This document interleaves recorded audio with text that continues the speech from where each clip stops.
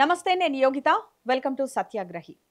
ఈరోజు మన exclusive interview Nizamabad urban MLA Dhanpal Suryanarayana గారు. నమస్తే సూర్యనారాయణ గారు. నమస్తేనండి. సో ఎట్లా ఉన్నారు? చాలా హ్యాపీ. మీ రాజకీయ ప్రయాణం గురించి మాట్లాడదాం. అంతకన్నా ముందు బీసీ రిజర్వేషన్ల విషయంలో మీ అభిప్రాయం ఏంటి? అమలు అవుతుందంటారా లేదా? బీసీలు యాక్చువల్గా రాష్ట్రంలో గత కొన్ని సంవత్సరాల క్రితము 52%. మొన్న ముఖ్యమంత్రి రేవంత్ రెడ్డి గారు హడావిడిగా కులగణన చేయించినప్పుడు 52%, అప్పుడు అసెంబ్లీ నడుస్తూ ఉంది. 52%లో 10% ముస్లిమ్స్ అని చెప్పిండ్రు. గతంలో 52% ఉండి ఇప్పుడు 56%లో 10% ముస్లిమ్స్ అని చెప్తా ఉన్నారు. అంటే బీసీలు తగ్గిందా అని నేను అడుగుతా ఉన్నాం. బీసీల సంఖ్య తగ్గిందా? మీరు ఏదైతే కామారెడ్డి డిక్లరేషన్లో, బీసీ డిక్లరేషన్లో 42% మీరు రిజర్వేషన్ ఇస్తున్నారు, తప్పకుండా మీరు ఇవ్వాల్సిందే అని భారతీయ జనతా పార్టీ తరఫు నుండి మేమందరం కోరుతా ఉన్నాం. కానీ దాంట్లో 10% ముస్లిమ్స్ ఉండొద్దని మా డిమాండ్ ఎప్పుడైనా. కానీ అయితే మీ పార్టీ ఎమ్మెల్యే వెంకటరమణారెడ్డి ఏమో ఓసీలకు కూడా రిజర్వేషన్లు కల్పించాలని అంటున్నారు. మీరేం చెప్తారు దీని మీద? స్వతంత్రం వచ్చినప్పటి నుండి ఓసీల గురించి ఎవరు పట్టించుకోలేదండి.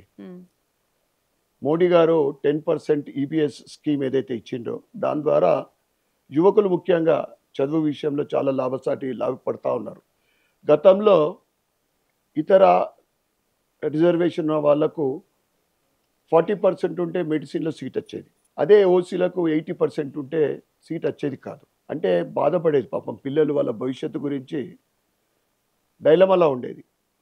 అయితే మోడీ గారు 10% ఎకనామికల్ బ్యాక్వర్డ్ రిజర్వేషన్ ఇచ్చిన తర్వాత ముఖ్యంగా ఎడ్యుకేషన్లో ఇది బాగా లాభసాటిగా ఉంది. ఓబీసీలలో కూడా పూటకు తిండి లేని వాళ్ళు ఉన్నారు, ఫార్వర్డ్ క్లాస్లో కూడా కటిక పేదలు ఉన్నారు, తిండి లేని వాళ్ళు ఉన్నారు. దీంట్లో కూడా ఏదైతే ఇప్పుడు ముఖ్యంగా బీసీ రిజర్వేషన్ అంటున్నారో మీరు తప్పకుండా 42% మైనార్టీస్ కలపకుండా ఇవ్వాలని మేము డిమాండ్ చేస్తూ ఉన్నాం. అయితే 42% రిజర్వేషన్లతోనే బీసీలకు రాజ్యాధికారం సాధ్యమంటారా? మీ వ్యక్తిగత అభిప్రాయం చెప్పండి. చూడండి, ఇదంతా రాజకీయ స్టంట్ అండి. పాపం రేవంత్ రెడ్డి గారు ముఖ్యమంత్రి అయితే లేదా కాంగ్రెస్ ప్రభుత్వం అధికారంలోకి వస్తుందని హామీలు ఇయ్యలే. 6 గ్యారంటీలు, 5 డిక్లరేషన్లు, 400 పైచీలకు ఏదైతే వారు హామీలు ఇచ్చిండ్రో వాళ్ళ అధికారం వస్తుంది అనుకోలే. మహిళలకు, రైతులకు, ఎస్సీ ఎస్టీలకు, బీసీలకు, యువకులకు అందరికీ ఇష్టం వచ్చిన హామీలు ఇచ్చి ఇప్పుడు బడ్జెట్ ఇంతే ఉంది, నన్ను చంపినా కానీ, నన్ను చీల్చినా కానీ నేను ₹1 కూడా అది ఎక్కువ రాదు, 6,500 కోట్లు ఇన్స్టాల్మెంట్ పోతున్నాయి, బకాయిలు పోతున్నాయి, ఇవన్నీ చెప్తా ఉంటే ప్రజలు పిచ్చోళ్ళు కాదు. ఒక విధికు చెప్తూ మళ్ళీ ఎలక్షన్లు, స్థానిక ఎన్నికల గురించి కొత్త హామీలు ఇస్తూ ఉన్నాం. ముఖ్యంగా యువకులకు రాజీవ్ ఏదో స్కీమ్ ఇచ్చిండ్రు, 5 lakhs rupees last 3 months back. మరి అది అటుకెక్కింది. ఇప్పుడు రాజీవ్ యువ వికాసం అని దాన్ని అడ్రస్ లేదు. ఈ విధంగా ఈ 2 సంవత్సరాల కాంగ్రెస్ పరిపాలన, రేవంత్ రెడ్డి గారి పరిపాలన అట్టర్ ఫ్లాప్ ముఖ్యమంత్రి అని చెప్పచ్చు. ఎందుకంటే భారతదేశ చరిత్రలో నేను అనుకుంటా ఈ 2 సంవత్సరాల కాలంలో ఇంత వ్యతిరేకత ఎప్పుడు కూడా ఏ ప్రభుత్వం కూడా చూడలేదు. కనుక నేనేమంటున్నా అంటే వీళ్ళు ఇచ్చిన హామీలు అమలు పరచడం పబ్లిక్ అడుగుతూ ఉన్నారు, తప్పకుండా అమలు పరచాలని మేము కూడా డిమాండ్ చేస్తా ఉన్నాం. ఇక పార్టీ ఫిరాయింపులకు సంబంధించి మీ ఒపీనియన్ ఏంటో చెప్పండి. ఎందుకంటే ఈ ఫిరాయింపులు అనేవి ఇప్పుడు కొత్తగా వచ్చినవి కాదు, అండ్ ఇక్కడితో ఆగిపోయేవి కూడా కాదు. సో వీటికి అడ్డుకట్ట పడాలి అంటే ఏం చేయాలంటారు? ఖచ్చితంగా దీనికి రాజ్యాంగంలో దీనికి ఒక జియో పాస్ చేయాలండి.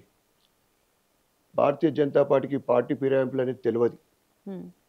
ఎందుకంటే బేసిక్ నుంచి కూడా ఒక్కసారి పార్టీ కండవ కప్పుకున్నామంటే ఇంకొక దిక్కు అధికారం వస్తుందా లేదా, గెలుస్తామా లేదా అనేది కాదు. భారతీయ జనతా పార్టీ నాయకులందరూ కూడా ఒక్కసారి కండవా కప్పుకుంటే ఇంకోసారి అధికారం వచ్చిన తర్వాత ఇంకో దిక్కు ఎమ్మెల్యేగా కానీ ఎంపీలుగా గెలిచిన తర్వాత ఆలోచించే ప్రసక్తి లేదు. ఉమ్. ఈ పార్టీ ఫిరాయింపులకు ఎక్కడో ఒక దగ్గర అడ్డుకట్ట పడాల్సిందే. మరి స్పీకర్ ఎందుకని చెప్పేసి నిర్ణయాన్ని ఆలస్యం చేస్తున్నారంటారు? ఎందుకంటే 10 మంది ఎమ్మెల్యేలను విచారించడానికి 3 నెలలు సరిపోవంటారా? కేసీఆర్ చేసింది ఏంటండి? ఆయన 2014లో గెలిచినప్పుడు మెజారిటీ వచ్చింది. మెజారిటీ తోటి 119 సీట్లలో నేను కూడా 60+ వచ్చినాయి. ఉమ్. అయినా కానీ కాంగ్రెస్ వాళ్ళని అప్పుడు తీసుకున్నాడు, మళ్ళీ 18లో కూడా కలుపుకున్నాడు. మరి ఆయనకు లేని ఇది నేర్పిందే ఈ తెలంగాణ ప్రభుత్వంలో ఈ టీఆర్ఎస్ ఆ పాపం వాళ్ళకే. ఉమ్. ఇప్పుడు కాంగ్రెస్ వాళ్ళు ఏం చేస్తున్నారు? మీరేం చేసారో అది వాళ్ళు చేస్తున్నారు. అంతకు తప్ప కొత్తగా ఏం లేదు ఇక్కడ. ఉమ్. స్పీకర్ గారు టైంపాస్ చేస్తారు. ఉమ్.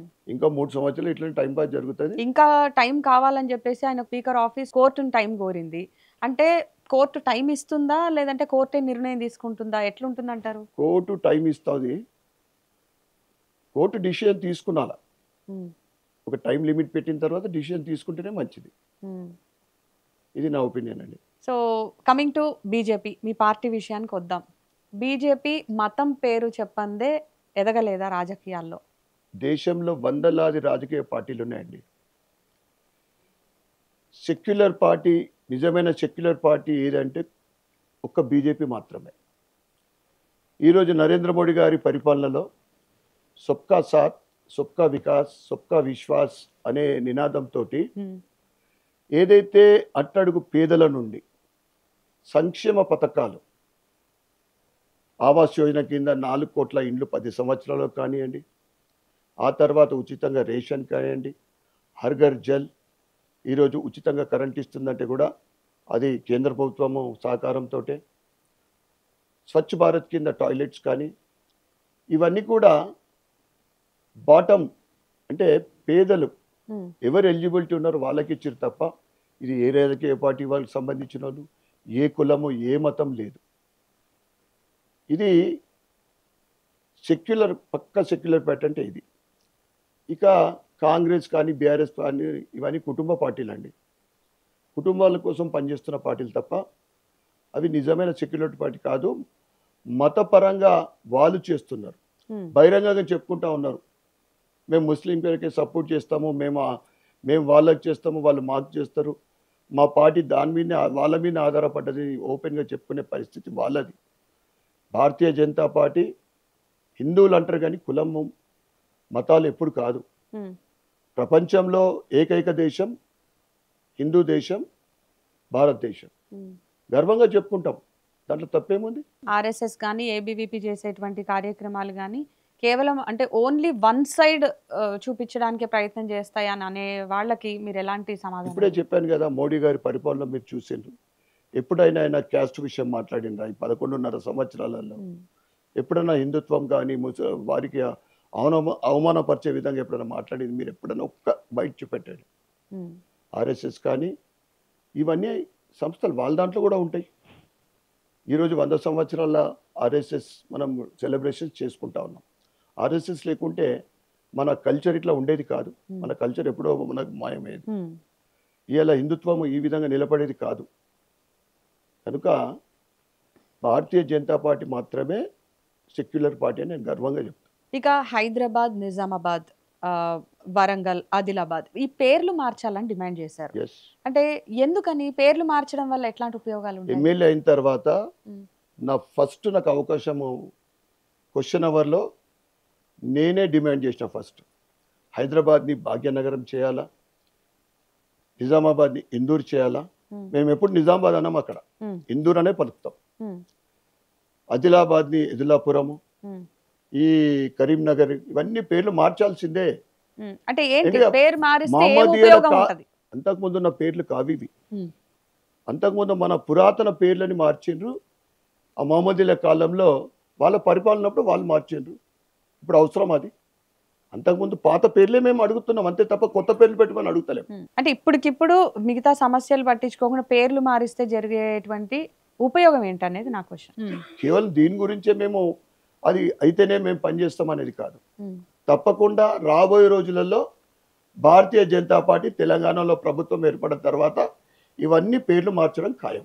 సో అధిష్టానం దృష్టిలో పడ్డానికే ఇలా పేర్లు మార్చాలని మీరు డిమాండ్ చేస్తున్నారా? లేదండి, ఉమ్, అధిష్టానం దృష్టిలో కాదు, నేను అసెంబ్లీలోనే నేను డిమాండ్ చేసిన. ఉమ్, చాలామంది కూడా డిమాండ్ చేస్తారు, మా ఎమ్మెల్యేలు కూడా అప్పుడప్పుడు. ఎందుకంటే తప్పకుండా మార్చాల్సిందే. ఇంకా ఖైదర్ ఇవన్నీ ఏంటండి, ఉమ్.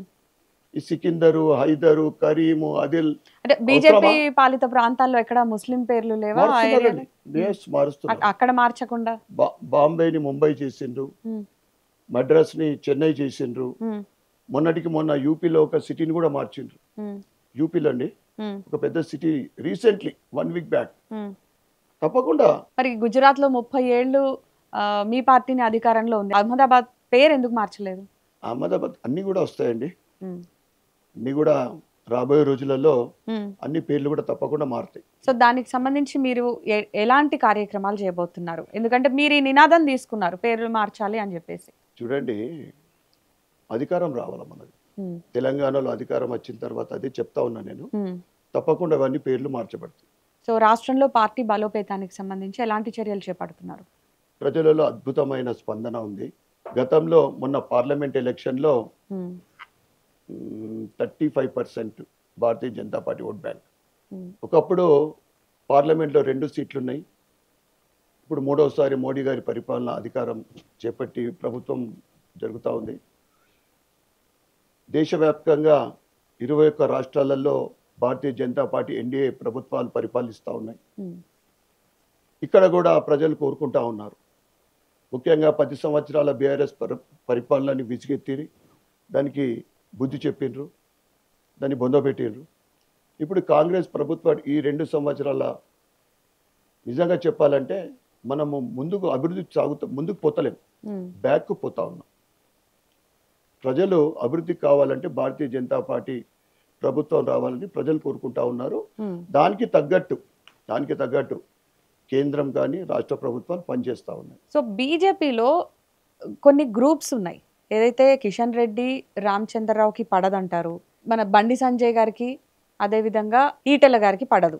సో ఇట్లా ఈ నలుగురిని చూసుకుంటే ఇటు బండి సంజయ్, ఈటెల, కిషన్ రెడ్డి, వీళ్ళందరి మధ్యలో మీరే గ్రూప్ అసలు? మాది అందరిది కూడా కమలం గ్రూప్ అండి, కమలం పువ్వు గ్రూప్ మాది.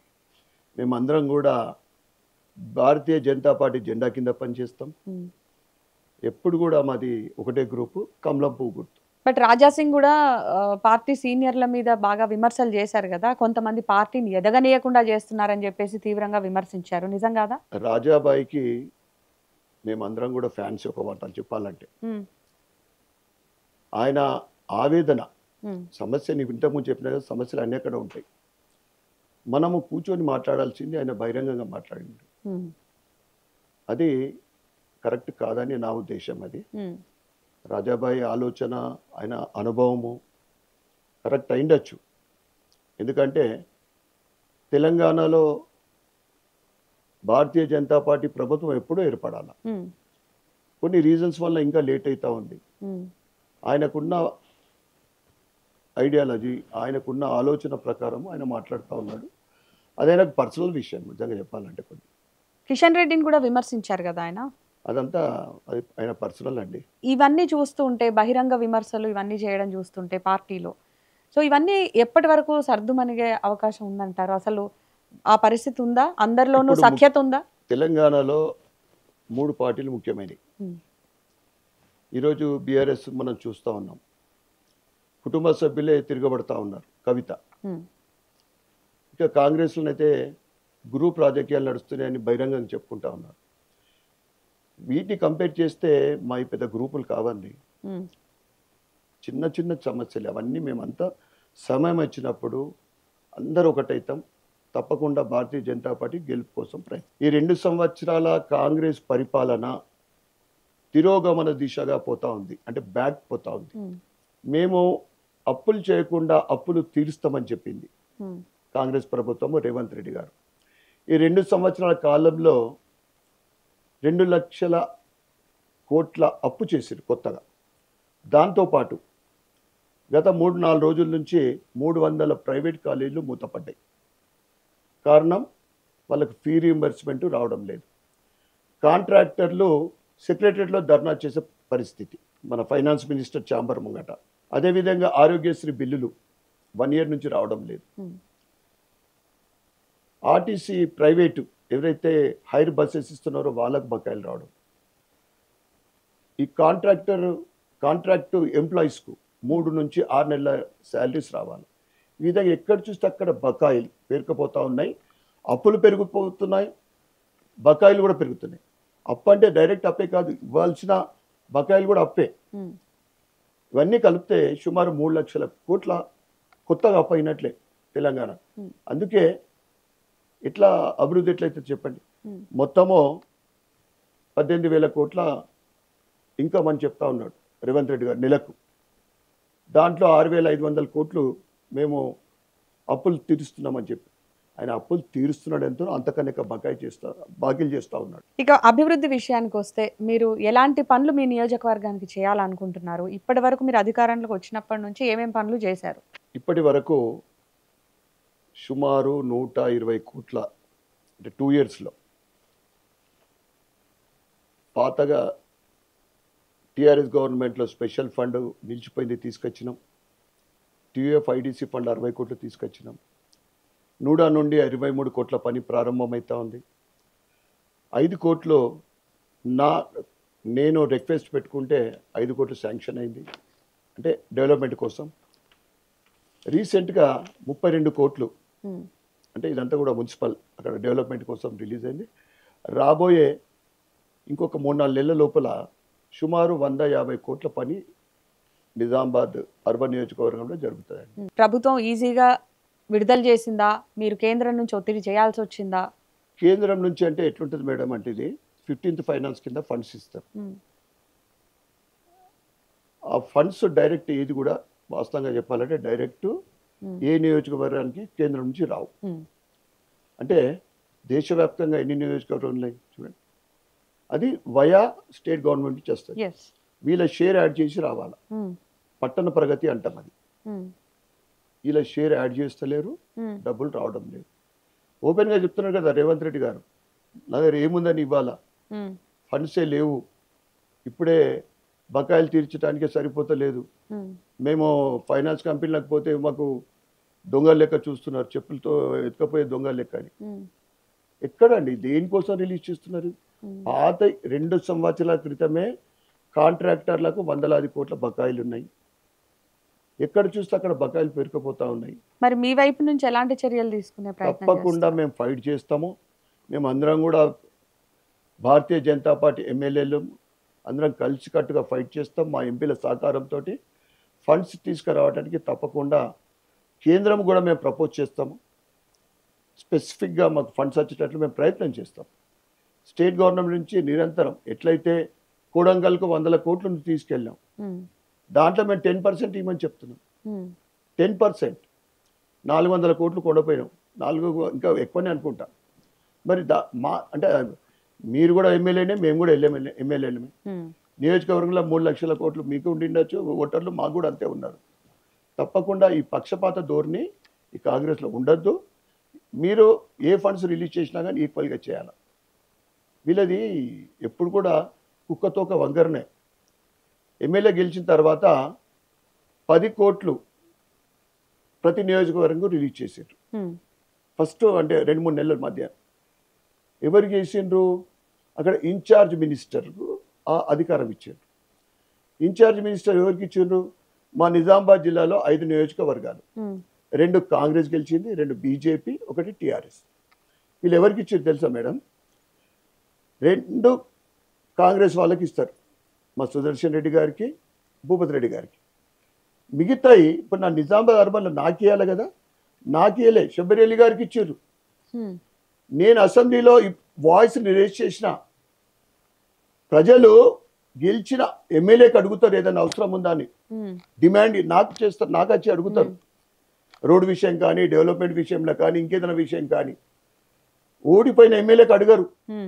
ఆ నిధులు ఏటిపోతున్నాయో కూడా తెలియదు, సక్రమైన మార్గంలో ఖర్చు పెడతారా లేదని కూడా తెలియదు, ఎందుకంటే అడిగే వాళ్ళే లేరు. ఇది కాంగ్రెస్ నీతి మేడం. మరి అక్కడ అభివృద్ధి పరిస్థితి ఏంటి? ఇలా జరిగితే ఇప్పుడు మరి మీరే ఎమ్మెల్యే కాబట్టి మరి మీరున్న ప్రాంతంలో అభివృద్ధికి సంబంధించి ఇలా నిధులు దారి మళ్ళుతుంటే మీరు ఏం చేయాలనుకుంటున్నారు ఇప్పుడు? నిధులు దారి అసలు ఇప్పుడు అది ఒక్కసారి జరిగింది, భవిష్యత్తులో అటువంటిది ఉండదని చెప్పిండు ముఖ్యమంత్రి గారు. మేము అదే ఎక్స్పెక్ట్ చేస్తూ ఉన్నాం, వాళ్ళు ఏదైతే మాట ఇచ్చిండ్రో. కానీ ఏ నిధి విడుదల కాలే. మాది అర్బన్ అండి, రూరల్కు ఎన్ఆర్జీఎస్ ఫండ్స్ వస్తాయి. ఏది ఈ గ్రామీణ సడక్ కానీ ఉపాధి కానీ అర్బన్కు కేవలం స్టేట్ నుంచి రావాల్సింది. అది వయా 15th ఫైనాన్స్ ఫండ్స్ రావాలా. వీళ్ళు ఈ స్టేట్ గవర్నమెంట్ ఈ ట్రెజరీ నుంచి వచ్చే ఇవన్నీ ట్రెజరీ నుంచి వస్తాయి కదా, బకాయిలు పాపం కాంట్రాక్టర్లు ముందుకు వస్తలేరు. ఈ స్టేట్ గవర్నమెంట్ పనులు అంటే ముందుకు వస్తలేరు. మేము మున్సిపల్ నుంచి ప్రయత్నం చేస్తూ ఉన్నాం, అక్కడ కూడా రెవెన్యూ పెంచడానికి ప్రయత్నం చేస్తున్నాం. ఇక హాస్పిటల్స్లో మరి ఆరోగ్యశ్రీ అవి పనిచేస్తున్నాయండి? ఎక్కడ పనిచేస్తున్నాయి మేడం? 1 year పేమెంట్ రావాలన్నట ప్రైవేట్ హాస్పిటల్లకు. సో మరి ఆ బిల్స్ రిలీజ్ కావాలి ఇది అంటే పరిస్థితి, కాంగ్రెస్ పరిస్థితి అధ్వాన్నం. ఇటు రియల్ ఎస్టేట్ డౌను, అన్ని వ్యాపారాలు డౌను, ఆరోగ్యశ్రీ కుంటు పడతా ఉంది, అటు కాంట్రాక్టర్లకు బకాయిలు పెరిగిపోతూ ఉన్నాయి. ఇటు ఫీ రింబర్స్మెంట్ అయితే మీరు చూసారు, 300 కాలేజీలు బంద్ అయినాయి. ఇది కాంగ్రెస్ ఫెయిల్యూర్ గవర్నమెంట్ అండి. కేవలం అధికారం కోసము నోటికొచ్చిన హామీలు ఇచ్చి అధికారమే కావాలి అనే ఇచ్చింది తప్ప, కాంగ్రెస్ ఎమ్మెల్యేలే మనం చెప్పిండ్రు. వికారాబాద్ ఎమ్మెల్యే అనుకుంటా 1,00,000-2 లక్షల రూపాయలు ఇద్దామంటే కూడా ఏ ముఖం పెట్టుకొని తిరగాలో మాకు అర్థమైతే లేదని చెప్తుంటే కాంగ్రెస్ ఎమ్మెల్యేలే. ఈ పరిస్థితి ఇది. ఒక మంత్రులే తప్ప మిగతా ఎవరికి కూడా 1 రూపాయి ఫండ్ వస్తలేదు. నా పక్కనున్న రూరల్కి వస్తున్నాయంటే అది ఎన్ఆర్జీఎస్ ఫండ్స్ పుణ్యమా అని వాళ్ళు బీటీ రోడ్ సిటీ వేసుకోకుండా మట్టి రోడ్ అని వేసుకుంటున్నారు. వాళ్ళు కేంద్ర ప్రభుత్వ సహకారం అంతే. మీకు కేంద్ర పెద్దలతో ఎలాంటి ర్యాపో ఉందండి? బాగుందండి, ఎందుకంటే మేమందరం మోడీ భక్తులం. మోడీ పరిపాలనలో మేమందరము ఎమ్మెల్యేగా అయినందుకు చాలా గర్వపడతాం. We feel very proud. అటువంటి వ్యక్తి మహానుభావుడి ఆధ్వర్యంలో మేము ఎమ్మెల్యేలుగా ఉన్నాం. ఒకరోజు లేకుంటే ఒక రోజు తప్పకుండా నా నియోజకవర్గానికి కేంద్రం నుంచి కూడా నిధులు తీసుకొచ్చే ప్రయత్నం గట్టిగా చేస్తాం. సో బిజినెస్ నుంచి అటు వ్యాపారంలో బిజీగా ఉండే మీరు రాజకీయాల వైపు మీ ప్రయాణం ఎలా సాగింది? బేసికల్లీ మాది textile business, 73 years old. Okay. కానీ 1984 నుండి నేను విశ్వ హిందూ పరిషత్ ఒక కార్యకర్తగా, ఆ తర్వాత జిల్లా అధ్యక్షుడిగా పెద్దలతోటి చాలా అనుబంధం ఉండేది. 30 సంవత్సరాలు విశ్వ హిందూ పరిషత్లో పనిచేసిన. ఓకే. అశోక్ సింఘల్ గారు మరియు ప్రవీణ్ భాయ్ తోగడే అటువంటి మహానుభావులు కూడా మా దగ్గరికి రావడం జరిగింది. పుల్లారెడ్డి గారు మన హైదరాబాద్లో ఆయన కూడా ఒక మహానుభావుడు.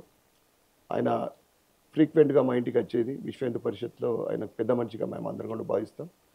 30 సంవత్సరాలు విశ్వ హిందూ పరిషత్ తర్వాత ఎమ్మెల్యేగా నాకు అవకాశం వచ్చింది. అక్కడ నియోజకవర్గంలో అప్పటికి అంతకుముందు ఉన్న ఎమ్మెల్యే ఎండ లక్ష్మీనారాయణ గారు ఎంపీగా పోవడం, మళ్ళీ నాకు అవకాశం వచ్చినప్పుడు నేను ఆలోచించుకుని ఒక 8 రోజుల తర్వాత నేను సమాధానం ఇచ్చిన. ఎందుకంటే అప్పటికి నా బిజినెస్ లాస్ట్ 12-13 years నుంచి మా పిల్లలే రన్నింగ్ చేస్తూ ఉన్నారు. బేసిక్గా వైశ్యాస్ అంటే రాజకీయాలకు దూరంగా ఉంటారు, ఇష్టపడరు. బట్ మీకు ఆసక్తి ఎట్లా కలిగింది? పబ్లిక్ ఆశీర్వాదం అండి, ప్రజలు. ఎందుకంటే నేను పుట్టి పెరిగింది అక్కడే. నాకు 3 తరాల జనరేషన్ నుంచి 3 generation నుంచి నాకు సంబంధాలు ఉంటాయి. నాకన్నా సీనియర్లు, నా ఏజ్ గ్రూప్ వాళ్ళు, యూత్ తోటి కూడా నాకు ముందు నుంచి కూడా బాగా. ఎందుకంటే 1999 నుండి నా అమ్మా నాన్నల పేరు మీద ట్రస్ట్. అది నేను ఏం ఎక్స్పెక్ట్ చేయకుండా, భవిష్యత్తులో నేను రాజకీయంలోకి రావాలి, ఎమ్మెల్యే కావాలనే ఒక కాన్సెప్ట్ లేకుండా, ఏది ఆశించకుండా నా ట్రస్ట్ ఈ రోజు వరకు కూడా నేను నడిపిస్తాను. నేను రాజకీయంలోకి వచ్చిన తర్వాత కూడా ఎవరికి హెల్ప్ చేసినా కానీ నేను టికెట్, నాకు ఓటు వేయాలి, నేను భవిష్యత్తులో నేను ఎమ్మెల్యే కావాలా, మీరు సపోర్ట్ చేయాలని ఏం ఎక్స్పెక్ట్ చేయకుండా నేను సర్వీసెస్ ఇస్తున్నందుకు ప్రజలు నన్ను భారతీయ జనతా పార్టీ టికెట్ ఇవ్వడం నాకు కన్న తల్లి లాంటిది. బియాండ్ పార్టీ కూడా నన్ను చాలా మంది ఆశీర్వదించడం జరిగింది. ఓకే. సో కేంద్ర పెద్దలతో ఎలాగో సత్సంబంధాలు ఉన్నాయి అని చెప్పారు, మీకు మంచి అనుబంధమే ఉంది వాళ్ళతో. ఇటు స్థానిక పెద్దల దీవెనలు ఎట్లా ఉన్నాయి మరి, వాళ్ళతో ఎట్లా ఉంది? బాగుందండి. అయితేనే అందరు సహకారం ఉంటేనే టికెట్ వచ్చింది. గెలుపుకు అవకాశం అంటే గెలుపుకు కూడా అందరు సహకరించారు. అందరితోటి మంచి అనుబంధం. నేను చెప్పాను కదా, మాదంతా ఒకటే, మాదంతా కూడా ఒకటే గ్రూపు, పువ్వు గ్రూప్, కమలం పువ్వు గ్రూపే అంతే. సో ఇక్కడ బీజేపీ, ఏబీవీపీ, ఆర్ఎస్ఎస్ మతతత్వ రాజకీయాలు చేస్తారు అనే దానికి మీ కామెంట్ ఏంటి? భారతీయ జనతా పార్టీ ఎదుగుదలని తట్టుకోలేక ఈరోజు ప్రపంచవ్యాప్తంగా భారతీయ జనతా పార్టీ మోడీ గారి పరిపాలనలో అభివృద్ధి మనం చూస్తూ ఉన్నాం. 11వ స్థానం ఉన్న ఆర్థిక వ్యవస్థ, ఆర్థిక స్థితి ఈరోజు 4th place in the world and కొద్ది నెలల్లో 3వ స్థానం ఎదగబోతుంది. అన్ని రంగాల్లో, అన్ని ఇన్ఫ్రాస్ట్రక్చర్స్ ఏ విధంగా అభివృద్ధి చెందుతున్నాయో చూస్తూ ఉన్నాం.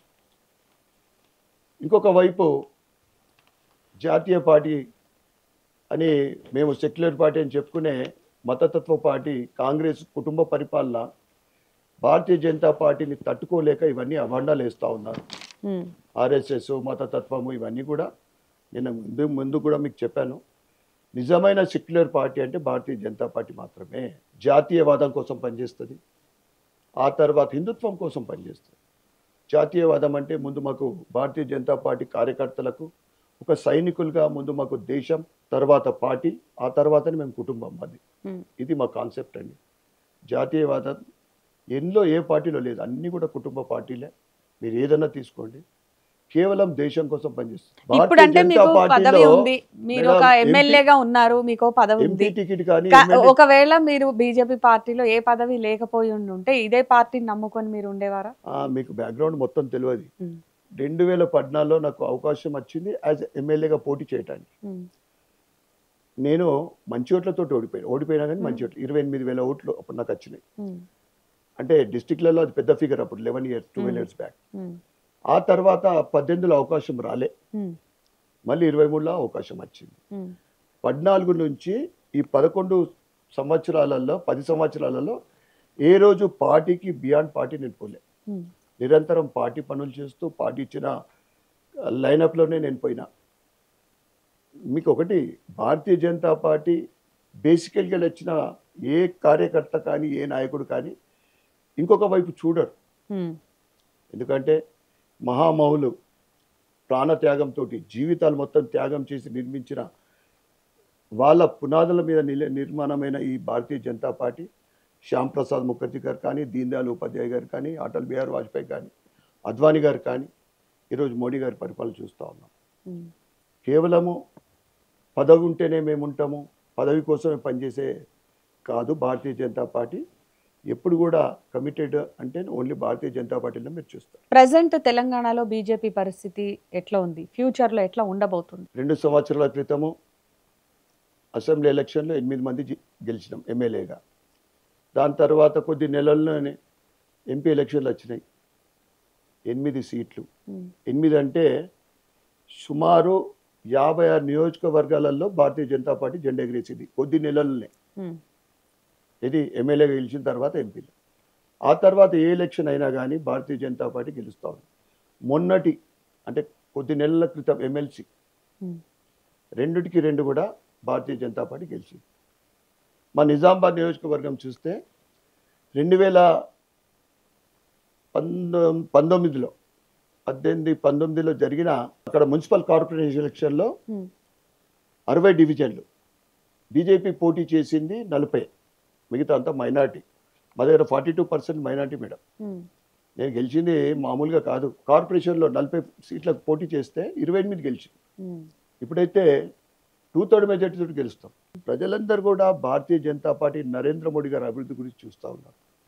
ఇక్కడ కూడా డబుల్ ఇంజిన్ సర్కార్ రావాలని ప్రజలందరూ ఆతృతగా ఎదురు చూస్తూ ఉన్నారు. తప్పకుండా భారతీయ జనతా పార్టీ రాబోయే రోజులలో తెలంగాణలో జెండా ఎగరడం ఖాయం.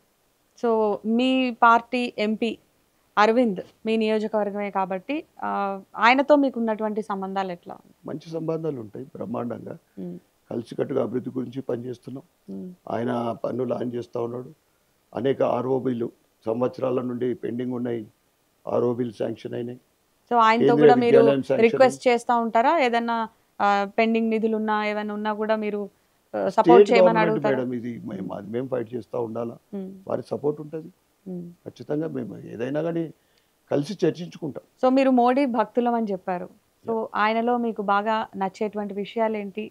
ఎందుకని మోడీ గారు అంటే అంత ఇష్టం మీకు? మోడీ గారు 13 సంవత్సరాలు ముఖ్యమంత్రిగా, 11.5 సంవత్సరాలు ముఖ్యమంత్రిగా ఉన్నప్పుడే ఆయన వర్కింగ్ స్టైల్, ఆయన డెడికేషన్, ఒక్కరోజు లీవ్ తీసుకోకుండా నిరంతరం అభివృద్ధి గురించి ఆలోచించే మోడీ గారు ఈజ్ అ వెరీ డిఫరెంట్, చాలా అద్భుతమైన క్యారెక్టర్ అయినది.